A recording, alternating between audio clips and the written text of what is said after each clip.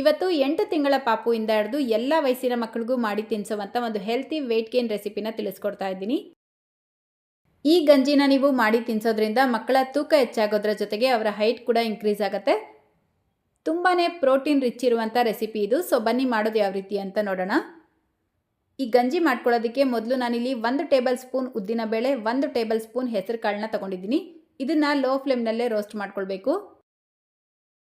1 ರಿಂದ 2 ನಿಮಿಷ ಇದೇ ರೀತಿ ಲೋ ಫ್ಲೇಮ್ನಲ್ಲೇ ಚೆನ್ನಾಗಿ ರೋಸ್ಟ್ ಮಾಡಿಕೊಂಡು ಇದಕ್ಕೇನೆ 2 ಬಾದಾಮಿ 2 ಗೋಡಂಬಿನ ಸೇರಿಸ್ಕೊಳ್ತಾ ಇದ್ದೀನಿ. ಈಗ 1 ಟೇಬಲ್ ಸ್ಪೂನ್ ಕೆಂಪು ಅಕ್ಕಿನ ಸೇರಿಸ್ಬಿಟ್ಟು ರೋಸ್ಟ್ ಮಾಡ್ಕೊಳ್ಬೇಕು. ಕೆಂಪು ಅಕ್ಕಿ ಇಲ್ಲ ಅಂದರೆ ನಾರ್ಮಲ್ ಊಟಕ್ಕೆ ಯಾವ ಅಕ್ಕಿ ಉಪಯೋಗಿಸ್ತೀರಾ ಅದನ್ನೇ ಉಪಯೋಗಿಸ್ಕೊಳ್ಬೋದು. ಹೆಸರು ಕಾಳು, ಉದ್ದಿನಬೇಳೆ, ಅಕ್ಕಿ ರೋಸ್ಟ್ ಮಾಡ್ಕೊಳ್ಳೋದಕ್ಕೆ ಮುಂಚೆ ನೀಟಾಗಿ ತೊಳೆದು ಫ್ಯಾನ್ ಕೆಳಗಡೆ ಒಂದು 10 ನಿಮಿಷ ಒಣಗಿಸಿ ತಗೊಳ್ಬೇಕು.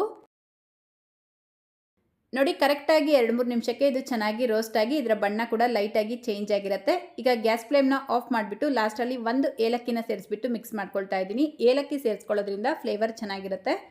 ಈಗ ಇದು ಸ್ವಲ್ಪ ತಣ್ಣಗಾದ್ಮೇಲೆ ಒಂದು ಬ್ಲೆಂಡರ್ ಜಾರ್ಗೆ ಸೇರಿಸ್ಕೊಳ್ಳಿ. ಈಗ ಇದಕ್ಕೇನೆ ನಾನು 1 ಟೇಬಲ್ ಸ್ಪೂನ್ ಕೆಂಪು ಕಲ್ಸಕ್ಕರೆನ ಸೇರಿಸ್ಕೊಳ್ತಾ ಇದ್ದೀನಿ. ಕಲ್ಸಕ್ಕರೆಗೆ ಬದಲಾಗಿ ನೀವು ಬೆಲ್ಲ ಬೇಕಿದ್ರೂ ಉಪಯೋಗಿಸ್ಬೋದು. ಇದೆಲ್ಲವನ್ನು ಈಗ ನುಣ್ಣಗೆ ಪೌಡರ್ ಮಾಡ್ಕೊಳ್ಳಿ. ನೀವು ಬೇಕಿದ್ರೆ ಇದನ್ನು ಜಾಸ್ತಿ ಪ್ರಮಾಣದಲ್ಲಿ ಮಾಡಿ ಒಂದು ಏರ್ಟೈಟ್ ಡಬ್ಬಿಗೆ ಹಾಕಿ ಸ್ಟೋರ್ ಮಾಡಿಕೊಂಡ್ರೆ 15 ದಿನ ಆದರೂ ಹಾಳಾಗಲ್ಲ. ನಿಮ್ಗೆ ಯಾವಾಗ ಬೇಕೋ ಆವಾಗ ಈ ಪೌಡರ್ನ ಉಪಯೋಗಿಸ್ಕೊಂಡು ಗಂಜಿ ಮಾಡಿ ಮಕ್ಕಳಿಗೆ ತಿನ್ನಿಸ್ಬೋದು. ನಾನಿಲ್ಲಿ 1 ಟೈಮ್ ಯೂಸ್ ಆಗೋಷ್ಟು ಪೌಡರ್ ಮಾತ್ರ ಮಾಡಿ ತೋರಿಸ್ತಾ ಇರೋದು. ಸೊ ಈಗ ಒಂದು ಪ್ಯಾನ್ ತೊಗೊಂಡು 1 ಕಪ್ ನೀರು ಸೇರಿಸ್ಕೊಳ್ಳಿ. ಈಗ ಈ ಪೌಡರ್ನ ಸೇರಿಸ್ಕೊಂಡು ಗಂಟಿಲ್ಲದೆ ಇರೋ ಥರ ನೀಟಾಗಿ ಮಿಕ್ಸ್ ಮಾಡ್ಕೊಳ್ಬೇಕು. ನೋಡಿ, ಈ ರೀತಿ ಮಿಕ್ಸ್ ಮಾಡಿಕೊಂಡು ಈಗ ಇದನ್ನು ಬೇಯಿಸ್ಕೊಳ್ಬೇಕು. ಲೋ ಟು ಮೀಡಿಯಮ್ ಫ್ಲೇಮಲ್ಲಿ 7 ರಿಂದ 8 ನಿಮಿಷ ಇದೇ ರೀತಿ ಮಿಕ್ಸ್ ಮಾಡ್ಕೊಳ್ತಾ ಬೇಯಿಸ್ಕೊಳ್ಳಿ. ಮಿಕ್ಸ್ ಮಾಡಿಲ್ಲ ಅಂದರೆ ಗಂಟು ಆಗಿಬಿಡತ್ತೆ. ಸೊ ಚೆನ್ನಾಗಿ ಮಿಕ್ಸ್ ಮಾಡ್ಕೊಳ್ತಾ ಇರಬೇಕು.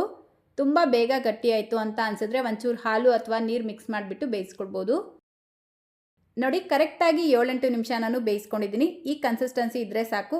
ಈಗ ಲಾಸ್ಟಲ್ಲಿ ಒಂದು ಅರ್ಧ ಟೀ ಸ್ಪೂನ್ ತುಪ್ಪ ಸೇರಿಸ್ಬಿಟ್ಟು ಮಿಕ್ಸ್ ಮಾಡ್ಕೊಳ್ಳಿ. ಅಷ್ಟೇ, ಈಗ ಗ್ಯಾಸ್ ಫ್ಲೇಮ್ನ ಆಫ್ ಮಾಡಿಕೊಂಡ್ರೆ ತುಂಬ ಹೆಲ್ತಿಯಾಗಿರುವಂಥ ಗಂಜಿ ರೆಡಿಯಾಗುತ್ತೆ. ಈ ಗಂಜಿನ ನೀವು ಪ್ರತಿದಿನ ಬೇಕಿದ್ರೂ ಮಾಡಿ ತಿನ್ನಿಸ್ಬೋದು ಅಥವಾ ವಾರದಲ್ಲಿ 3 ದಿನ ಬೇಕಿದ್ರೂ ಮಾಡಿ ತಿನ್ನಿಸ್ಬೋದು. ಆದರೆ ಬೆಳಗ್ಗೆ, ಮಧ್ಯಾಹ್ನ, ಸಂಜೆ ಟೈಮಲ್ಲಿ ತಿನ್ನಿಸ್ಬೇಕು. ರಾತ್ರಿ ಟೈಮಲ್ಲಿ ತಿನ್ನಿಸ್ಬಾರ್ದು.